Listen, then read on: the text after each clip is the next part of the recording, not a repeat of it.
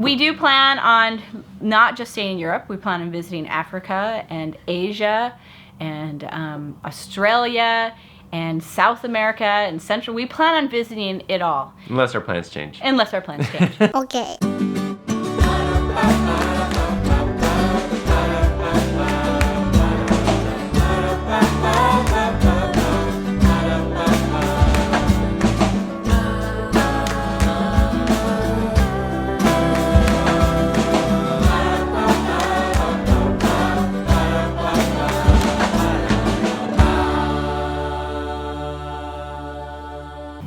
Okay, so today we wanted to do a Q&A because we're getting asked a lot of the same questions about our trip.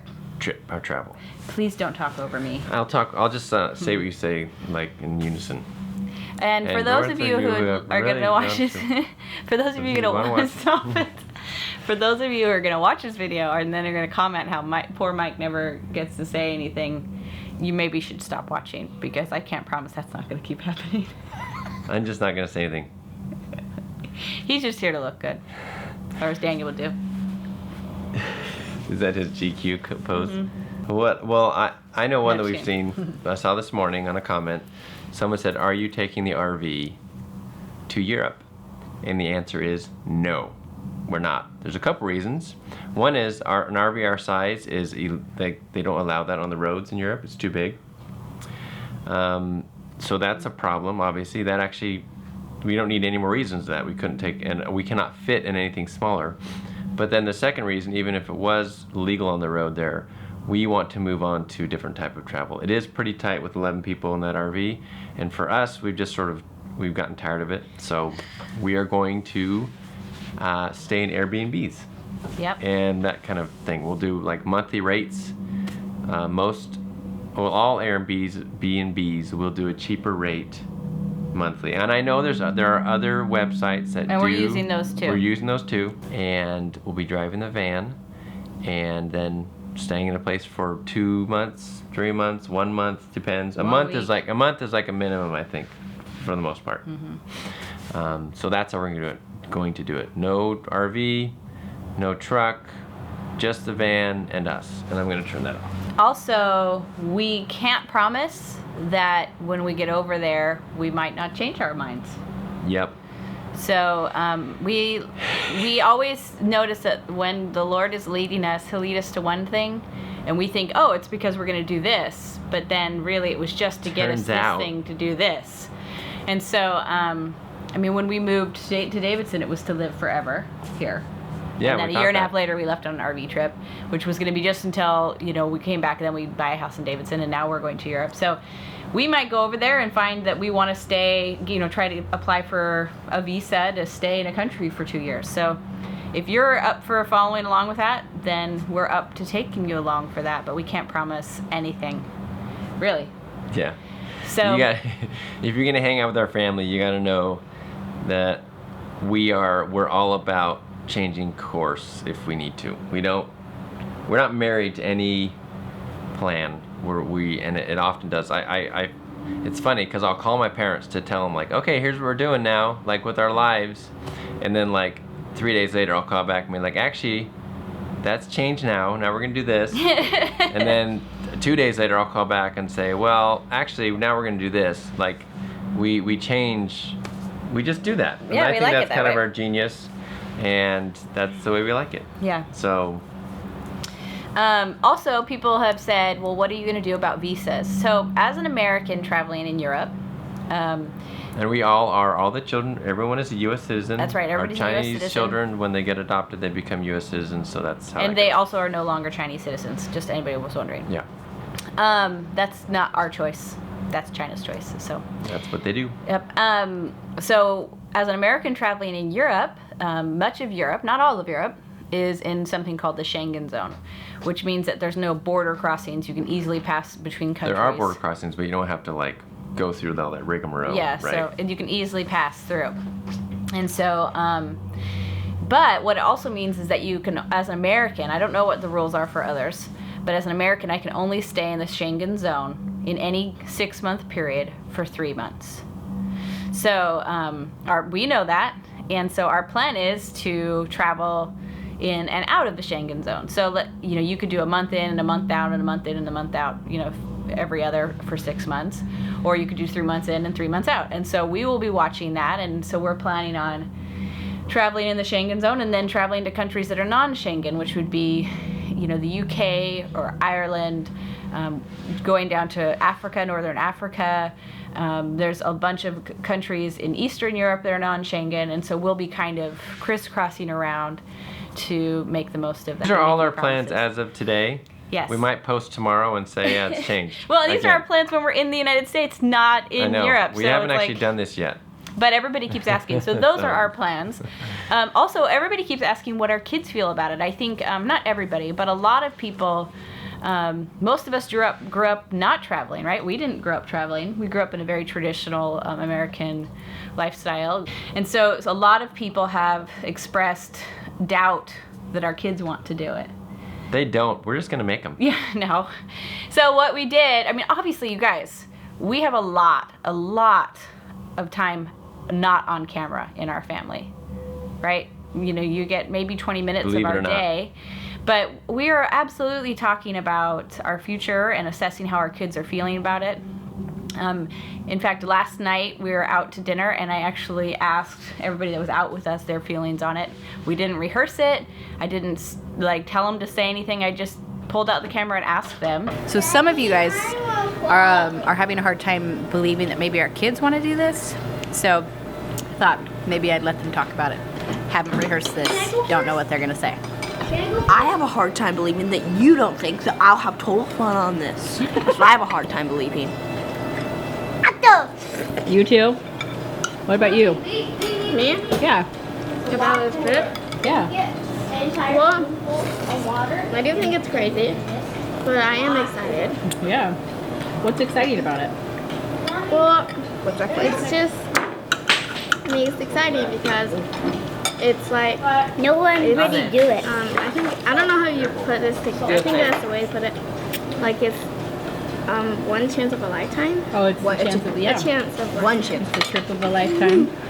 And people are like, oh, but you'll be gone for so long, but that's so we can actually see it all. Yeah. So we can be on the Great Wall. We can go to Africa and see lions and elephants. yeah. Ride camels in the Sahara. What about you, Daniel? What do you think about? Hold on, I'll get there. What do you think about traveling? Nice. What about you guys? Many words. I like it, but I want to stay here as well longer. Yeah, it's hard because it's fun to be here and see your old friends, huh? I actually really want to go. You actually really want to I want to go, but I don't want to go. Special. Yeah. What? Special, I wanted to go to China. You want to go to China especially? Yeah, that's special. Yeah. No matter what they want to do, this trip will help them understand who they are in this world, how they can help this world, and it will enhance what they want to do. I mean, being in so many different locations and meeting so many different people, how can you not become a better writer with that and write with deeper understanding? And as a chef, tasting food from every culture, that's going to make him like a rockin' chef. Pearl could make amazing jewelry as she sees jewelry from around the world. And Esther, just the whole world is open to her. So I know friends are important, but I don't think they're more important than that. So I realized when we were out to dinner that I didn't actually ask you. You kind of answered when Esther answered, but I never asked you. And how do you feel about traveling? Excited. Yeah? What are you excited about? Like seeing different places. Yeah? Like what place do you want to see? I don't know. Just the whole thing? Yeah. That's cool. Sorry, I thought you answered, but then when I watched the video, I realized you were just kind of answering when Esther did, and I never asked you directly. All right. Thanks, babe. You can go back to your movie. Bye. Bye. Kind of brings us into, and maybe this is a bigger, longer topic, but our kids do want to go, and I think a lot comes into that. For one thing, we're not public schoolers, so we've already let go of the notion of like spending most of our time doing sports and dances and all of the things that are traditional for a lot of you and were for us. We've already let go of that. We moved through that years ago, and it was difficult. Like, oh no, they'll never do this, they'll never do this. And that we were willing to accept those because we felt like what we were giving was better. And I think it's the exact same thing at play here. Yeah, they won't have the same traditional, like stay in one place, hang out with the same friends over and over again. And you and I have a lot of great memories from doing that. But I also think you need to remember that just because that worked doesn't mean that nothing else works, right? Good point. Yeah, so they still have contact with their friends, but if you're really concerned about them being properly socialized, I don't think that high school necessarily is a great socializing opportunity. All the crazy hierarchies and fear that you're going to be made fun of all of the time. But I think traveling the world, meeting people from other cultures, understanding that people are different from you, understanding very acutely that you're not the center of the universe, seeing that people live with different standards of living. I know some of you are concerned that you think that this is somehow going to limit our children, but we actually feel the exact opposite about it. We feel like it's going to help our children become so amazing. They're going to become amazing human beings because of this experience. First of all, our kids want to go. Our kids are stoked about going. Especially, everybody's so concerned about Elijah. Elijah is probably the most excited of anyone. We have raised kids who are a little peculiar, right? Who see the world differently, who haven't ever gotten pulled into the traditional high school type of ideas. And so they want to explore the world. They want to try things. They want to do things. So he's stoked about it. Second of all, we always say that there's 3 things we need to teach our kids: how to learn, how to work, and how to be good people. But definitely this trip is going to teach our kids how to be good people. They're going to be able to meet people from all walks of faith or no faith, all cultures, all socioeconomic, conditions, nationalities, skin color, beliefs. I mean, just everything, and start to understand what this world is. We really feel like when you have that sort of understanding of the world and of history, it's a lot harder to be misled by politicians, by the news, by crazy ideas, because you can say, hold up, I've been there. I've met those people. They aren't what you're saying. It's harder to make enemies of other people. It's harder to, I think once you've met someone, in a way you've walked in their shoes, you've seen their communities, you've tasted of their food, it's a lot easier to... you don't see them as the other. No, yeah. There's a connection. And so they're excited to go, and we're excited to give that to them. Yes, they will miss out on a few things, no matter what you're choosing. If you're choosing to stay at home and give your kids a public school education with, in the same house with the same friends, you're choosing not to give them that. And so I think we all have to make those decisions. And I'm not going to tell you that what you're doing is wrong. And I hope that you will afford me the right to create the life for my kids that I choose to create. Guys, it's crazy that any of you are even questioning how amazing and exciting it is. How much would you have loved to go see the pyramids or the Greek ruins, or go to Petra and go inside those crazy, amazing ancient buildings, or just, to Versailles, and on and on and on and on. Come on. Like, if my parents had said, hey, Megan, we're going to pull you out of school and take you away from your friends and travel the world, I would have said, yes. Oh my gosh, sign me up, as much as I love my friends.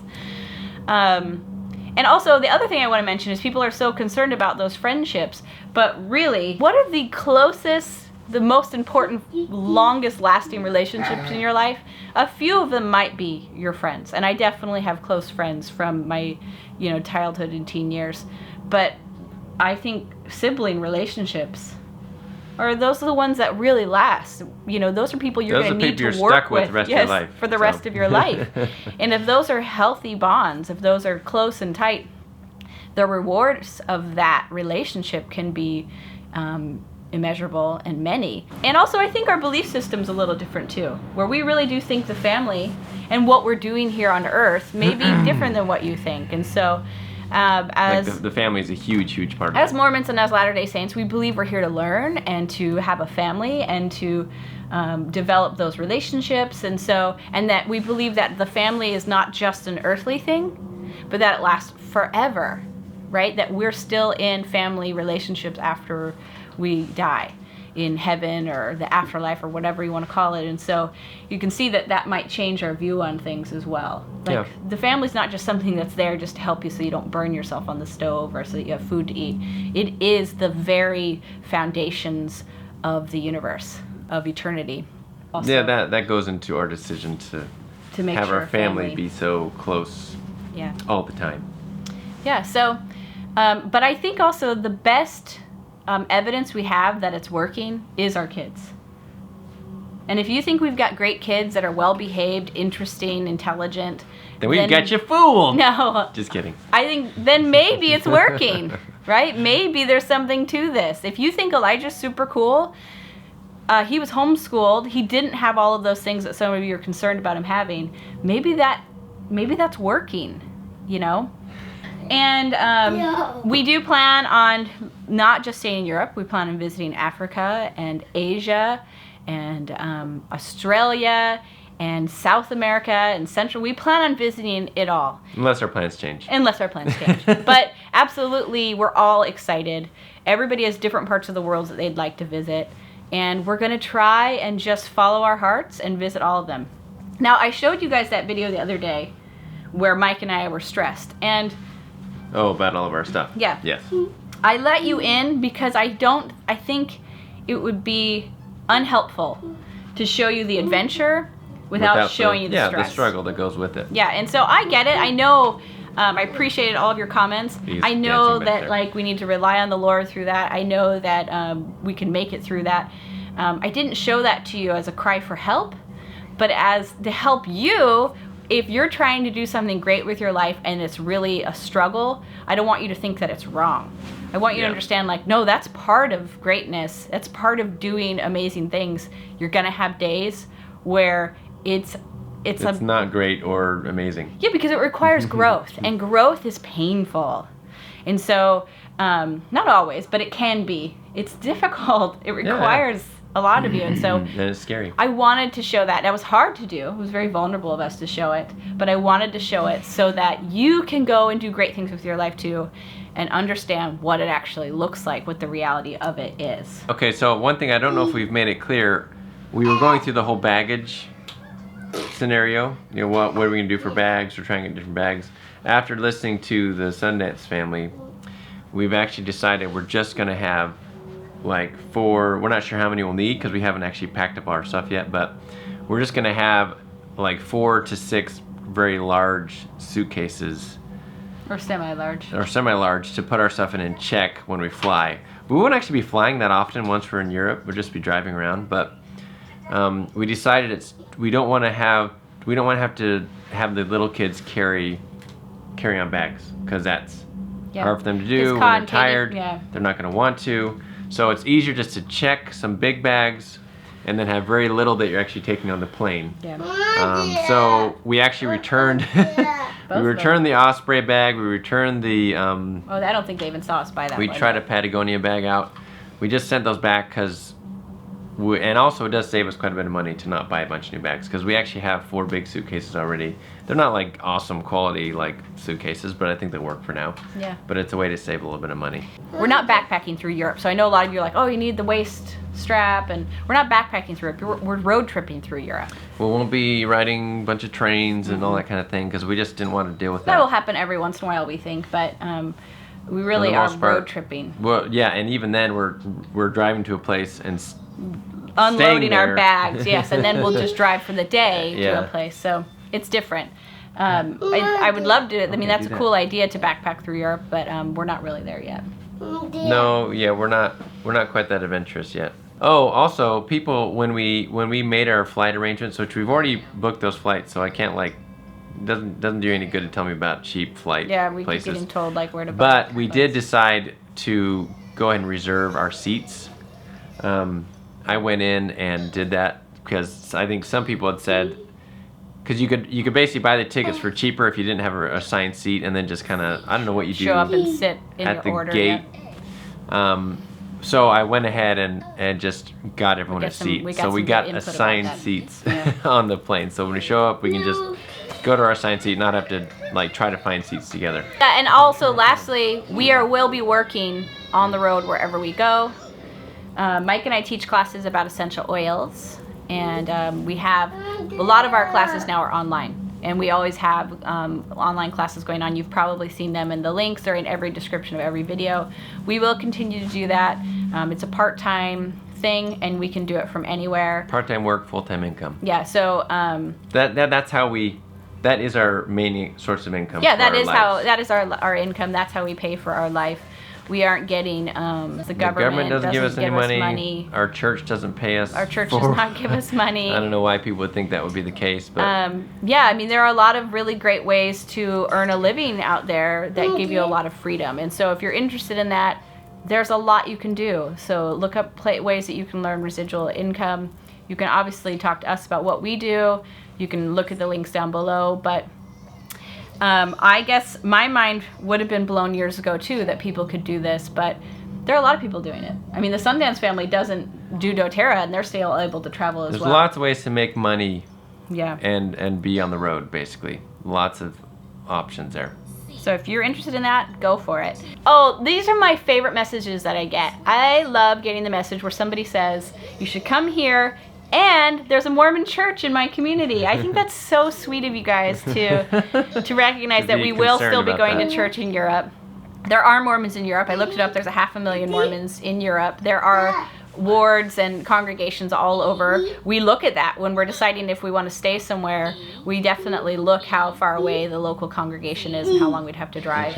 We plan on going to church every Sunday through this whole trip. So that's very sweet of you to mention that. Thank you. I really do that. Like, oh. So It's nice. that's that it. Yep. Hopefully tomorrow we leave the hotel, get back in the RV. And then we'll be putting it for sale. Gonna hopefully put it up next Tomorrow week. we should make a video of the RV. We'll probably we're gonna do a tour of the RV again, and the truck as well will be for sale. Everything is good to go, so look for that coming up. And if you know anyone, or if you're interested in buying an RV that sleeps 11 people, I got one for you. So we're excited. We excited to have you guys along, and that's it, I think. All right, have a good day. See ya. See you.